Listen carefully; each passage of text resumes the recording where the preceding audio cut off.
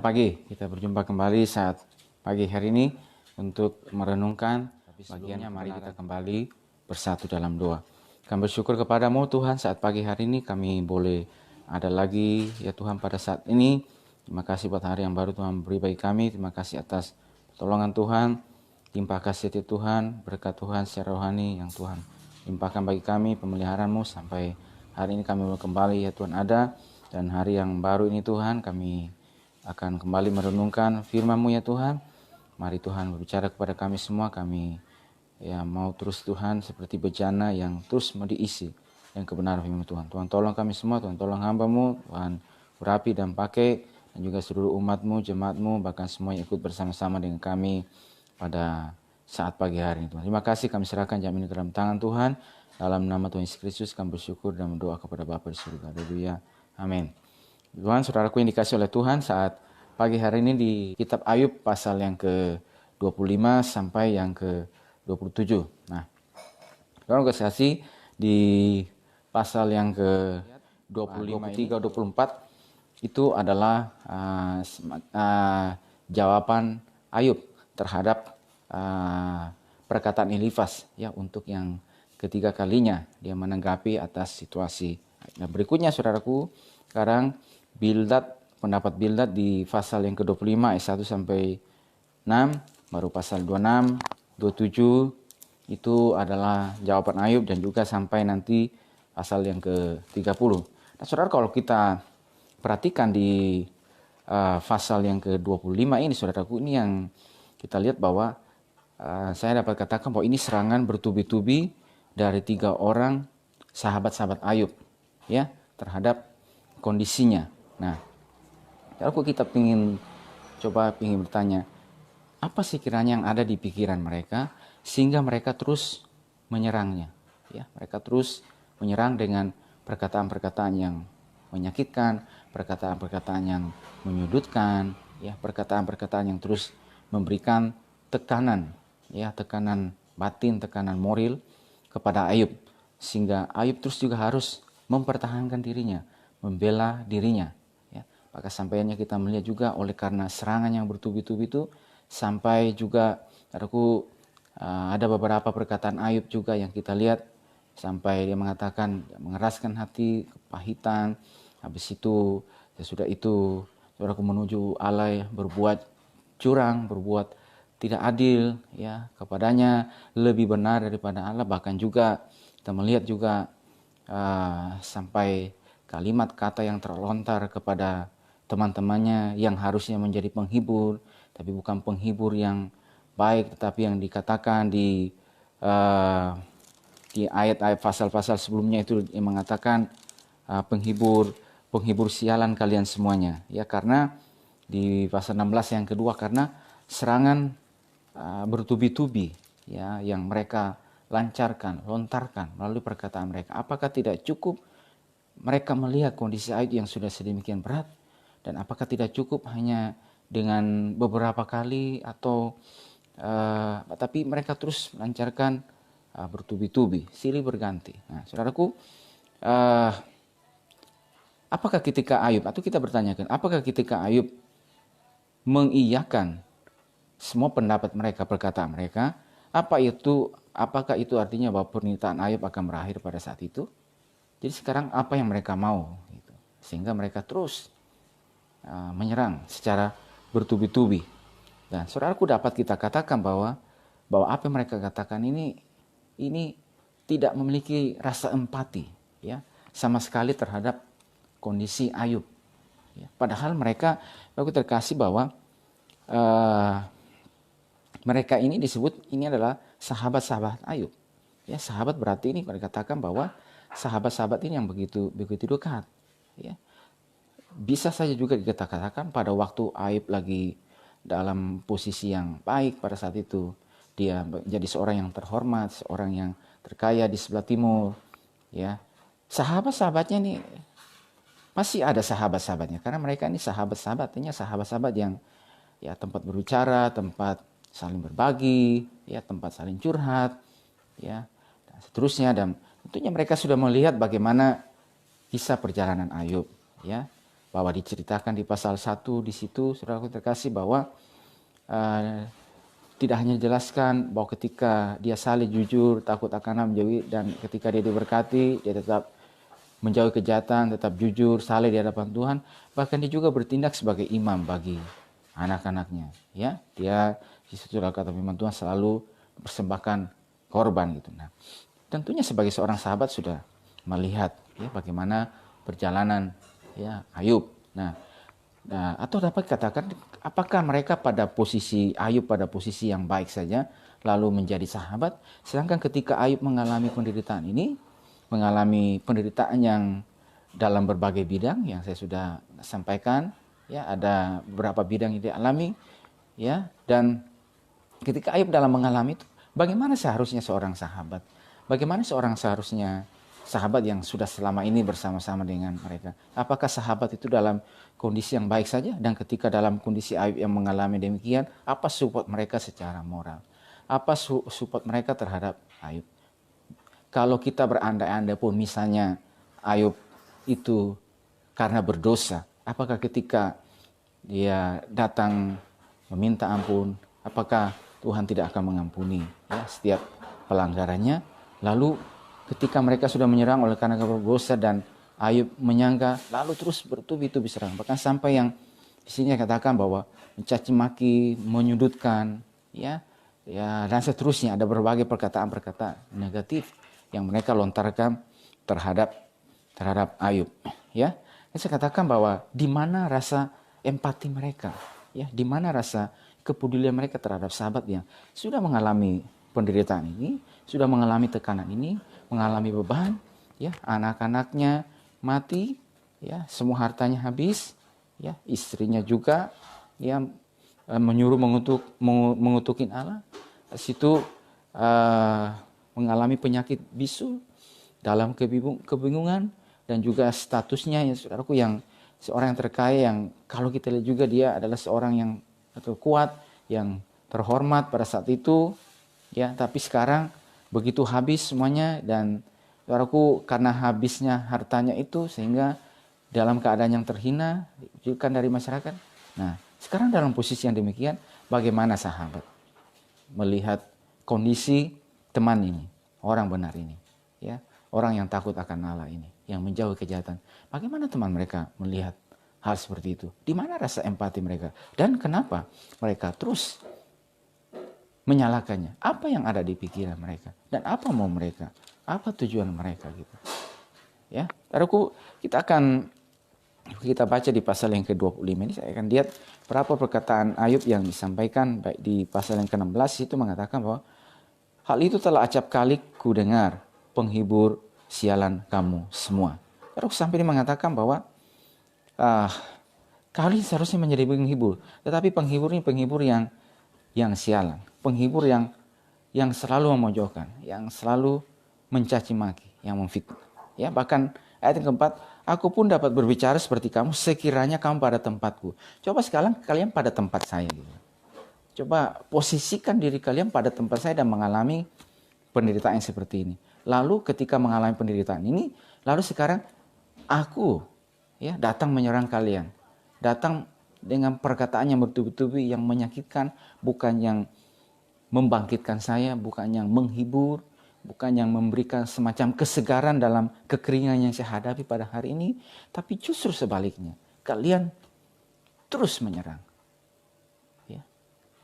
Kan kita adalah sahabat, ya, penghibur, ya. Tapi apa yang ada di pikiran dia? Berikutnya juga di pasal yang ke-19 ayat ketiga, sekarang telah 10 kali kamu menghina aku, kamu tidak malu menyiksa aku. 10 kali dia menghina Ayub. Dan dikatakan bahwa, apa kamu tidak malu menyiksa aku ini? Saya dalam kondisi begini, kamu terus gitu lancarkan. Apa sih kiranya yang ada di pikiran kalian? Ya, di ayat yang kedua, berapa lama lagi kamu menyakitkan hatiku dan meremukkan aku dengan perkataan? Sampai berapa lama? Apakah saya tunggu saya sampai betul-betul habis, mampus, sampai betul-betul saya mati itu baru kalian senang? Dan kalau misalnya saya itu kalian senang, kalian puas dengan kondisi saya, sampai berapa lama? Terus kalian meremukkan, terus kalian mencercah saya. Rasa-rasanya ini saya sudah jatuh lalu ketimpa tangan. Teman, seharusnya kalian sahabat datang mengangkat saya. Ya.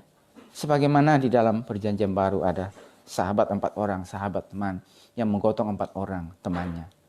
Ya, yang lumpuh. Dan situ ketika datang kepada Yesus mengatakan, "Hai anakku, dosamu sudah diampuni." Jadi dapat kita katakan teman ini, sahabatnya ini, mereka ini, orang ini lumpuh karena dosa. Dan sahabat yang peduli dengan dia, dengan kondisi temannya, mereka tidak mau membiarkan sahabatnya tinggal dalam keadaan yang demikian. Dalam terus keadaan yang berdosa. Nah, sekarang kita bawa sahabat kita untuk berjumpa dengan Yesus. Yesus harus melakukan sesuatu buat dia. Yesus harus mengerjakan sesuatu buat dia. Ya, karena dari kata orang kita mendengar tentang keajaiban-keajaiban yang Yesus lakukan. Nah, sahabat ini peduli, ya, dan membawa, menggotong temannya untuk berjumpa dengan Yesus. Tapi ini sangat berbeda sekali, sahabat yang teman Ayub ini. Ya, saudaraku yang terkasih, ya, dan apa saya katakan, kita akan baca di pasal yang ke-25 ayat 1-6. Ini adalah pendapat Bildad. Maka Bildad orang Sua menjawab, "Kekuasaan dan kedahsyatan ada pada Dia yang menyelenggarakan damai di tempatnya yang tinggi. Dapatkah dihitung pasukannya, dan siapakah yang tidak disinari terangnya?" Ayat 4. "Bagaimana manusia benar di hadapan Allah, dan bagaimana orang yang dilahirkan perempuan itu bersih? Sesungguhnya bahkan bulan pun tidak terang, dan bintang-bintang pun tidak cerah di matanya. Lebih-lebih lagi manusia yang adalah berenga, anak manusia yang adalah ulat." Dan aku perhatikan lagi perkataan Bildad. Sesudah kataan Sofar silih berganti, saudara-saudara. Ada Elifas, Sofar, Elifas. Di situ Ayub menjawab. Nah, sekarang Bildad dia serang lagi. Ya, lebih-lebih lagi manusia yang adalah berenga, anak manusia yang adalah ulat. Bahkan bulan pun tidak terang, bintang-bintang pun tidak cerah matanya. Bagaimana manusia bisa benar di hadapan Allah, dan bagaimana orang yang dilahirkan perempuan itu bersih? Nah, saudaraku, sampai Ayub juga menjawab di pasal 26, "Alangkah baiknya bantuanmu kepada yang tidak kuat, dan pertolonganmu kepada lengan yang tidak berdaya. Alangkah baiknya nasihatmu kepada orang yang tidak punya hikmat, dan pengertian yang kau ajarkan dengan limpahnya. Atas anjuran siapakah engkau mengucapkan perkataan-perkataan itu?" Aku yang terkasih, inilah yang Ayub katakan, bahwa bantuanmu kepada yang tidak kuat dan pertolonganmu kepada, saya sudah tidak kuat pada hari ini, sudah berbulan lamanya, sekarang ditambah lagi dengan perkataan kalian ini. Aduh, seharusnya kalian harus menjadi penghibur yang baik. Ya, tapi terus kalian menekan, terus menyerang saya. Saudaraku, apa yang ingin kita lihat dari sini, saudara? Ya, Yesus sendiri mengatakan di dalam Yesus bahwa setiap kata sia-sia yang diucapkan orang pada waktunya harus dipertanggungjawabkan. Ya, dan kalau kita lihat, saudaraku, Allah masih berdiam diri kepada ketiga sahabat Ayub ini. Dan kita mengatakan bahwa setiap kata sia-sia yang diucapkan seorang akan dipertanggungjawabkan. Baik terhadap sesama, tuduhan-tuduhan yang tidak benar, yang menunjukkan.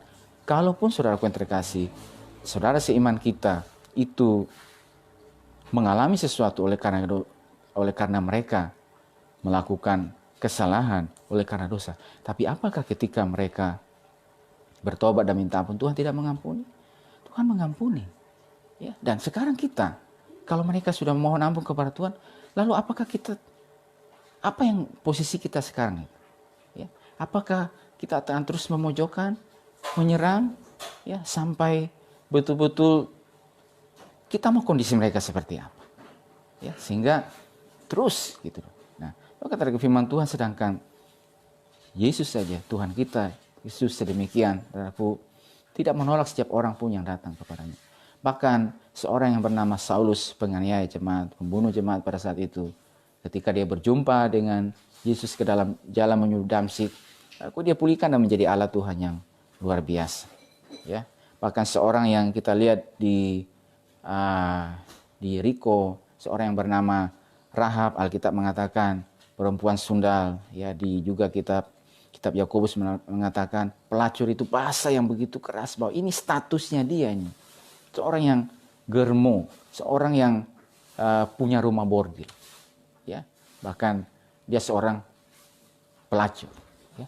Tapi saudaraku terkasih, ketika dia menyambut pengintai, ya, dia melihat bahwa ini adalah utusan Tuhan dan tanah yang sudah diberikan, dan dia melindungi para pengintai tersebut. Saudaraku, akhirnya dia dan si keluarga yang selamatkan.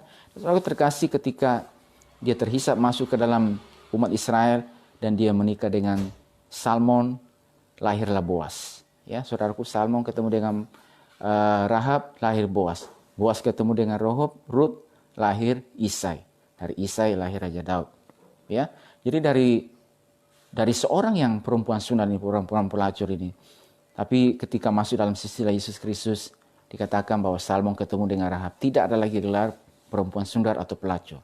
Kenapa, saudaraku? Karena sudah dibuktikan setiap pelanggarannya, setiap dosa. Ini orang yang begitu berdosa gitu, ya. Tapi Tuhan menyambut, Tuhan menerima mereka. Nah, sekarang bagaimana dengan posisi Ayub ini? Dia adalah orang benar.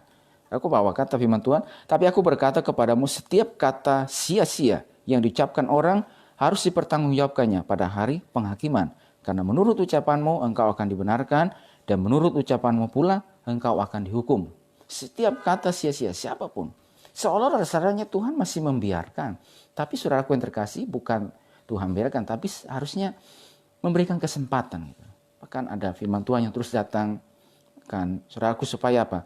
Jangan terus berkata yang sia-sia, karena kata-kata sia-sia ini akan dipertanggungjawabkan orang, ya, pada hari penghakiman. Gitu.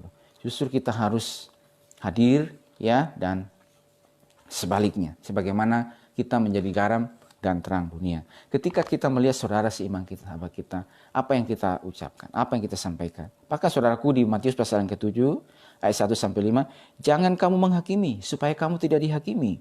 Karena dengan penghakiman yang kamu pakai untuk menghakimi, kamu akan dihakimi, dan ukuran yang kamu pakai untuk mengukur akan diukurkan kepadamu. Mengapakah engkau melihat selumbar di mata saudaramu, sedangkan balok di dalam matamu tidak engkau ketahui? Bagaimanakah engkau dapat berkata kepada saudaramu, biarlah aku mengeluarkan selumbar itu dari matamu, padahal ada balok di dalam matamu? Hai orang munafik, keluarkanlah dahulu balok dari matamu, maka engkau akan melihat dengan jelas untuk mengeluarkan selumbar itu dari mata saudaramu. Saudaraku, jangan menghakimi, karena penghakiman adalah hak Tuhan. Jadi teman-teman, sahabat Ayub ini, mereka datang seolah-olah ingin menghakimi, menjadi hakim. Alkitab yang telah mengatakan bahwa jangan menghakimi. Penghakiman itu adalah hak Tuhan. Ya, kata firman Tuhan, mengapa engkau bisa melihat selumbar di mata saudaramu, sedangkan balok sendiri dalam matamu tidak engkau ketahui? Keluarkan dahulu gitu. Artinya apa, saudaraku yang terkasih, bahwa setiap kita juga ini semua punya kekurangan, semua punya hal kekurangan. Ya. Dan jangan sampai kita hanya bisa melihat orang lain, tapi diri kita sendiri kita tidak bisa ketahui gitu loh. Sekarang mari dari diri kita dulu, ya, baru kepada. Artinya apa, saudaraku yang terkasih, bahwa Tuhan mengajarkan kehidupan kita. Dari pelajaran firman Tuhan ini kita melihat bahwa ketika kita melihat ada kondisi teman, ada kondisi sahabat, saudara seiman, di mana kita berada, saudaraku terkasih. Nah, ketika mereka mengalami penderitaan, pergumulan, cobaan, ya, terkasih, hadirnya kita, bahwa kita hadir sebagai seorang anak Tuhan, membawa terang, membawa penghiburan supaya mereka bisa kuat, mereka bisa bangkit. Kalaupun misalnya mereka mengalami itu oleh karena dosa, oleh karena pelanggaran, maka terkasih kita datang kepada Tuhan dan memberikan penerangan supaya mereka boleh berbalik dan sadar. Dan sesudah itu, saudaraku terkasih, sekarang bagaimana supaya saudara kita, rekan seiman kita tidak tinggal dalam keadaan yang demikian, tapi mereka bisa bangkit. Nah, saudaraku yang terkasih, bahwa kita tahu bahwa pada akhirnya di masa yang terakhir Tuhan marah kepada sahabat-sahabat Ayub ini oleh karena perkataan-perkataan mereka. Ya, kata firman Tuhan, murkaku menyala terhadap kalian karena kalian tidak berkata-kata yang benar tentang Ayub. Ya, jadi Tuhan marah. Saudaraku, ada waktunya untuk Tuhan juga berperkara. Saudara yang terkasih dan khusus, bila pada hari ini saya katakan bahwa saudara mengalami ujian, mengalami pencobaan, mengalami penderitaan, ya, dan saudaraku terkasih, saudara tahu hidupmu ya di hadapan Tuhan. Jadi kita harus kenal betul bahwa diri kita pribadi, kita posisi kita di hadapan Tuhan. Dan bila ada orang-orang atau siapa saja yang ketika itu salah menilai, salah memberikan tanggapan, tidak melihat secara objektif atas apa yang kita alami. Terkasih, mari kita berkata seperti Raja Daud, ya, kata Raja Daud bahwa banyak orang yang berkata tentang aku, baginya tidak ada pertolongan, tetapi engkau adalah perisai, adalah pertolongan. Sekalipun orang mengatakan demikian, bahwa Daud tidak akan mungkin ditolong lagi, Daud, engkau tidak akan mungkin diangkat lagi, tidak ada pembelian, tapi dia tetap menguatkan imannya kepada Tuhan, menguatkan kepercayaan kepada Tuhan. Artinya apa, saudaraku? Dia tahu persis pribadinya, posisinya di hadapan Tuhan. Tuh, ada kata-kata yang memojokkan, yang menyerang, ya, kehidupannya, tetapi dia tetap kuatkan hatinya kepada Tuhan. Nah, saudaraku yang terkasih, bahwa ini saya katakan, pastikan diri saya dan saudara semua saleh, jujur, takut akan Allah, dan menjauhi kejahatan. Ya, maka atas dasar itu, saudaraku yang terkasih, jangan dengar apa kata orang dan jangan terpancing untuk membalas perkataan negatif dari mereka, karena justru dapat membuat kita terpancing untuk bisa berdosa dengan mulut kita. Itu juga yang dialami oleh Ayub. Akhirnya karena terus diserang, terus dipojokkan. Ini, saudaraku, beberapa kata-kata yang kita lihat itu adalah kata-kata yang seperti mengeraskan hatinya dalam kepahitan. Bahkan pada waktu kemarin kita baca juga sampai mengatakan sekarang keluh kesahku mau menjadi pemberontakan. Nah, saudaraku yang terkasih, ini karena apa? Karena sedemikian hebat serangan bertubi-tubi yang dialami. Nah, saya katakan kita berkata seperti Raja Daud, ya, bahwa apa yang dikatakannya. Aku tetap kuatkan setiap hati kita pada hari ini. Saudara, dalam masa ini ada begitu banyak beban, cobaan, proses kehidupan, pergumulan yang saya dan saudara Tuhan izinkan lewati, hadapi. Dan terkadang, saudara-saudaraku, kita tidak bisa pungkiri bahwa ada orang yang bisa menilai secara positif, tapi juga ada yang sebaliknya. Dan sekarang kita memastikan diri kita di hadapan Tuhan, bahwa saya adalah orang yang telah ditebus, yang telah ditransformasi, dan saya tidak seperti yang dikatakan oleh orang-orang, ya, yang tidak tahu tentang pribadi kita. Dan manakala mereka tidak tahu, berarti kita pastikan diri kita terus seperti sebagaimana Yesus. Ampunilah Bapa, karena mereka tidak tahu apa mereka perbuat. Dia mendoakan mereka. Dan ingat juga, ini juga pelajaran bagi kehidupan kita, supaya kita sebagai sama-sama Tuhan, hadirnya kita membawa damai, membawa terang, bukan sebaliknya, menyerang, menuduh, ya, memojokkan, seolah bahwa orang itu terlalu sangat berdosa dan tidak mungkin Tuhan mengampuni mereka. Saudara, kita bukan bertindak sebagai hakim. Tuhan adalah hakim kita. Bahwa jauh ke dalam tubir laut, sejauh timur dari barat, demikian dilupakan segala dosa dan pelanggaran kita. Ya, dan karena itu, saudaraku, kita mau tetap kuat jalan dengan Tuhan. Aku yang terkasih, karena perkataan-perkataan ini, saudaraku, ini sangat penting. Karena perkataan ini bisa dapat membuat sesama kita lebih tertekan, menderita batinnya, bahkan menambah penderitaan mereka. Nah, ini sangat penting. Tapi sebaliknya juga, perkataan ini juga bisa membuat mereka bisa bangkit, membuat mereka bisa berjumpa dengan Tuhan. Mereka yang dalam miskin secara rohani, mereka boleh diterangi, mereka boleh dipulihkan. Karena apa? Ada anak-anak Tuhan, ada kita, hadirnya saya dan saudara di mana itu membawa kesejukan, membawa ketenangan, membawa damai Tuhan. Dan saya berdoa setiap kita pada hari ini, saudaraku, sampai pada saat ini kita melihat tentang kisah Ayub ini dan firman Tuhan ini bagi saya dan saudara, bahwa sekali lagi, bahwa kalau hidup kita saleh, jujur, benar, menjauhi kejahatan, saudaraku terkasih, dan ketika Tuhan izinkan kita mengalami cobaan, penderitaan, terkasih, mari kita pandang kepada Tuhan. Mari kuatkan setiap hati saudara. Jangan dengar apa kata orang tentang kita, penilaian yang salah. Dan mari kita lihat kepada firman Tuhan, ya. Dan saya berdoa setiap kita yang ada pada hari ini terus boleh mengalami kekuatan daripada Tuhan, mengalami sukacita, mengalami pertolongan Tuhan untuk menghadapi setiap apa yang harus kita hadapi di mana saja kita berada. Puji Tuhan, Tuhan berkati kehidupan kita. Mari kita datang kepada Tuhan dan kita berdoa. Kami syukur kepadamu Tuhan saat pagi hari ini. Terima kasih buat hari ini, hari yang baru. Terima kasih buat firman-Mu yang kami bisa pelajari Tuhan. Tuhan, tolong kami, bawa kami untuk hadirnya kami sebagai anak-Mu, sebagai umat-Mu di mana kami berada ya Tuhan. Bagaimana kami bisa menjadi terang, menjadi berkat ya Tuhan bagi lingkungan, daerah di mana kami berada, bagi sama saudara seiman kami.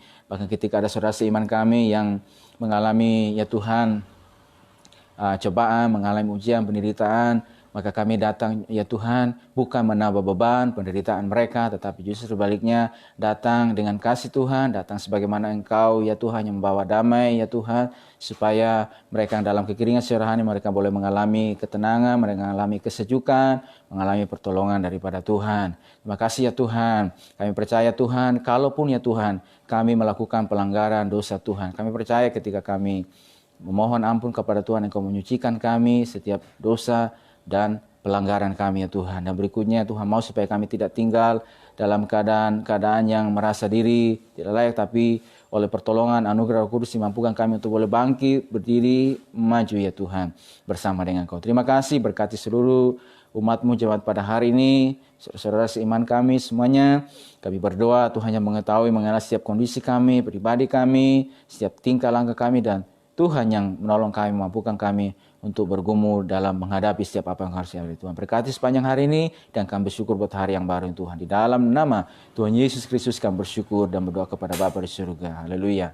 Amin. Puji Tuhan, Tuhan berkati semua kita saat pagi hari ini dan shalom.